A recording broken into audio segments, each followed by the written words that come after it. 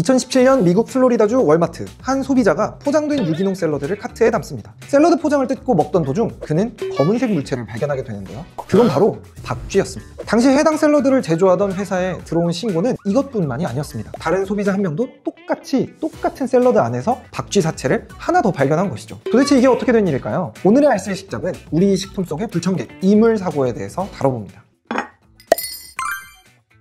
이물이란 식품에 원래 없어야 할 물질이라고 볼 수 있습니다. 작게는 머리카락부터 크게는 쇠조각까지 그 종류도 다양한데요. 식약처에서는 이물을 식물, 동물, 광물로 나누어 분류하고 있습니다. 설명드리자면 식물은 지푸라기나 잡초 같은 것들을 이야기할 수 있고요. 동물류부터는 조금 위험도가 커지는데요. 동물의 사체나 배설물, 기생충, 알 등이 들어갑니다. 아까 말한 샐러드의 사례가 동물류에 속하죠. 광물류는 돌부터 시작해 쇠조각이나 유리조각 등이 포함됩니다. 이런 것들은 심각한 사고를 유발하기 때문에 최대한 발생을 막아야 합니다. 근데 어떻게 막을까요? 사례를 한번 보도록 하겠습니다. 2019년 타이슨사가 팔고 있던 치킨 닭가슴살에서 쇠조각이 무려 6건이나 발견되었습니다. 이 중 3건은 소비자가 쇠조각을 씹는 바람에 이빨이 부러지거나 입안이 찢어지는 피해를 입었고요. 타이슨사는 리콜로만 무려 5,300여 톤의 제품을 폐기해야 했습니다. 뿐만 아니라 피해자들에게 막대한 피해 보상도 해줘야 했죠. 당연히 브랜드 신뢰도도 크게 하락했고요. 저번 화에서도 말씀드린 적이 있지만 육가공 과정에서는 세절기나 칼 등 다양한 금속 제품을 이용해야 합니다. 이들 금속은 스트레스를 받으면 깨지거나 마모되어 조각이 제품에 혼입될 수 있고, 이런 금속 조각은 매우 날카롭고 딱딱하기 때문에 큰 사고를 일으킬 가능성이 높습니다. 그렇다면 이런 금속 이물 혼입을 어떻게 막을 수 있을까요? 가장 대표적인 장비가 바로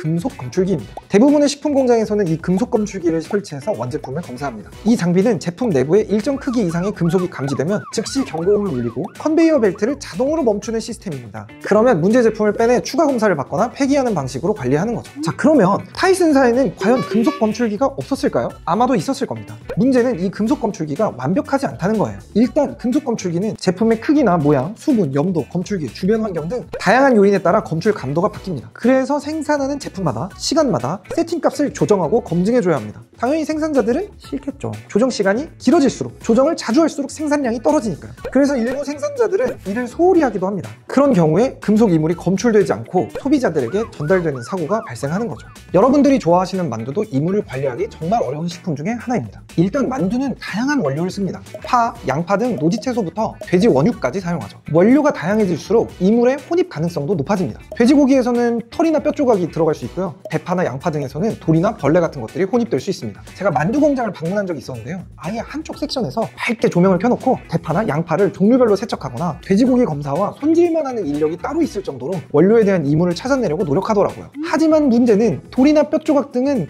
금속 검출기로는 검출할 방법이 없다는 겁니다. 그러면 어떤 장비를 쓸까요? 바로 엑스레이 검출기입니다. 엑스레이 검출기는 뼈나 돌처럼 금속은 아니지만 딱딱한 이물들을 검출해낼 수 있거든요. 그러나 이 경우에도 한계가 분명히 존재합니다. 얇은 뼈 조각이나 원물에 달라붙은 경우에는 이를 검출하기가 힘들어요. 그래서 아직까지도 이물을 검사하는 부분에서는 인간의 감각을 많이 이용합니다. 그래서 여전히 사람의 눈을 통한 육안 검사가 아직까지도 중요한 역할을 하는 거죠. 하지만 유일한 보루인 인간도 이물의 원인이 될 때가 있습니다. 인간이 가장 많이 발생시키는 이물은 뭘까요? 바로 머리카락입니다. 그래서 생산 직원은 보통 머리망을 쓰는데요. 기존의 머리망은 구렛나루와 뒷머리를 완벽히 가리지 않아서 머리카락이 떨어지는 경우가 종종 발생합니다. 그래서 최근에는 귀까지 완벽히 덮어서 착용하는 헤어망이 주로 사용되고 있어요. 또 해외의 경우에는 수염을 기르는 경우도 종종 있기 때문에 면도를 규정으로 두거나 마스크나 수염망 착용을 의무화한 업체도 있습니다. 채모가 많은 경우에는 어떻게 할까요? 긴팔 작업복을 꼭 쓰게 하고요. 위생장갑을 겹쳐 사용하면서 이물 발생을 최소화하려고 합니다. 뿐만이 아니라 반지, 시계, 귀걸이, 오븐 장갑이나 핸드폰 등 액세서리나 개인 물품이 식품에 떨어지는 경우도 종종 발생합니다. 2010년 호비스 식빵에서는 오븐 장갑 조각이 나와서 제빵사가 벌금을 무는 일도 있었는데요. 식품 제조업체들은 이러한 사고를 방지하기 위해서 개인 물품 반입을 애당초 금지하거나 꼭 필요한 경우에는 지정된 인원만 소지하고 출입 시 검사를 실시하는 등의 방법을 사용하고 있습니다. 자, 오늘의 이야기는 여기까지입니다. 오늘은 이물 사고들과 그 해결책에 대해서 간단히 말씀드려봤는데요. 식품업계는 지금도 이물 혼입을 막기 위해 끊임없이 방식을 개선하고 있습니다. 혹시 재직자 여러분도 이물을 막기 위해서 특별한 노력을 해본 경험이 있다면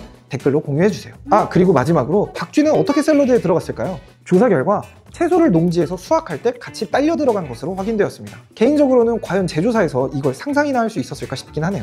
그러면 저희는 다음 알쓸식잡에서 뵙도록 하겠습니다. 저희 이야기가 도움이 되셨다면 좋아요, 구독, 알림 설정을 눌러주시면 감사하겠습니다.